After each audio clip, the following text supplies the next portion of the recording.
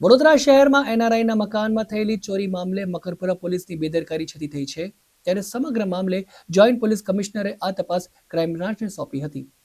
વડોદરાની મકરપુરા પોલીસે ₹25,00,000ની ચોરીની સામે 1.5 લાખની ફરિયાદ નોંધી હતી, જે સમગ્ર મામલે ધ્યાનમાં આવતા જોઈન્ટ પોલીસ કમિશનર લીના પાટીલે અને ડીસીપી અભિષેક ગુપ્તા, એસીપી પ્રણવ કટારિયાએ એક્શન લીધી હતી.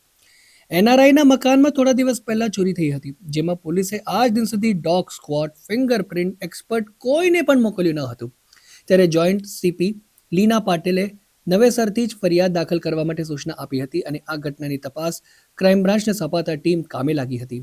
મકરપુરામાં 10 તારીખની એક એનઆરઆઈ સિટીઝન છે જેમની ઘરફોડ થયેલી હતી. એની અમને કમ્પ્લેન મળી હતી અને એને સિમ્પેથેટિકલી જોઈને એમના જે ગ્રીવિયન્સ છે કે એમને જે અગવડ પડી રહી છે એને ધ્યાનમાં રાખીને સિનિયર ઓફિસર્સને વિઝિટ કરવામાં આવી અને આ જે ઘરફોડ છે એને ધ્યાનમાં રાખીને જલ્દીથી એને ડિટેક્ટ કરવા માટે પ્રયત્ન કરવામાં આવશે અને સાથે એમની જે પણ રજૂઆત છે એને ધ્યાને લીધી છે અને જલ્દીથી એનું નિરાકરણ આવે એના માટે સૂચના આપેલી છે પીઆઈને.